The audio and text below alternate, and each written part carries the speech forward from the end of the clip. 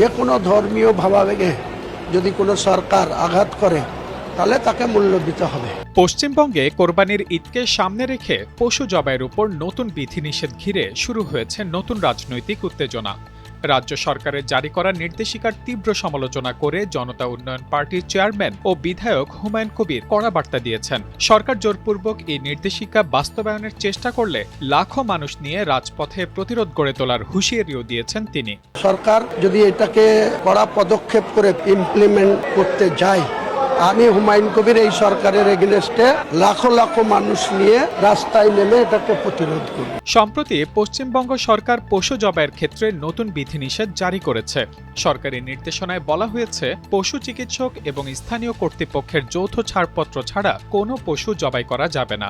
একই সঙ্গে West Bengal animal slaughter control act 1950 কঠোরভাবে বাস্তবায়নের নির্দেশও দেওয়া হয়েছে। এই সিদ্ধান্তের পরিপ্রেক্ষিতেই ঈদুল আজহার পশু কোরবানি প্রসঙ্গে মুখ খুললেন মুর্শিদাবাদের বাবরি মসজিদ নির্মাণের প্রধান উদ্যোক্তা হুমায়ুন কবির। সরকারি নির্দেশিকায় প্রকাশ্যে কোরবানি দেওয়ার প্রসঙ্গের প্রতিক্রিয়ায় তিনি বলেন, মুসলিমদের কোরবানিকে বলি হিসেবে দেখানো বা তুলনা করা ঠিক নয়। তার ভাষায়, কোরবানি বলি নয়, এটি ত্যাগের প্রতীক। পাশাপাশি তিনি বলেন, স্বরাষ্ট্র দপ্তর বা প্রশাসনের যে কোনো নির্দেশিকা জারি হলেও ধর্মীয় আচারের সঙ্গে বলির তুলনা অত্যন্ত স্পর্শকাতর বিষয়। হুমায়ুন কবির আরও বলেন, কোনো নির্দেশিকা জারি করলেই সেটি বাস্তবায়ন করা সহজ নয়। বিশেষ করে ধর্মীয় অনুভূতিতে আঘাত লাগলে সরকারকে তার মূল্য দিতে হতে পারে বলেও মন্তব্য করেন তিনি। একই সঙ্গে প্রকাশ্যে কোরবানি নিয়ে বিতর্ক প্রসঙ্গে বর্ধমান জেলার জামালপুর এলাকায় বাবার স্থানে প্রকাশ্যে পশু বলির উদাহরণ টেনে প্রশ্ন তোলেন, সরকারি নির্দেশিকা সেখানে প্রযোজ্য হবে নাকি মুসলিমদের ঈদুল আজহার কোরবানিকে লক্ষ্য করেই এটি আনা হয়েছে। তার দাবি, বিষয়টি আগামী 28 তারিখে স্পষ্ট হয়ে যাবে।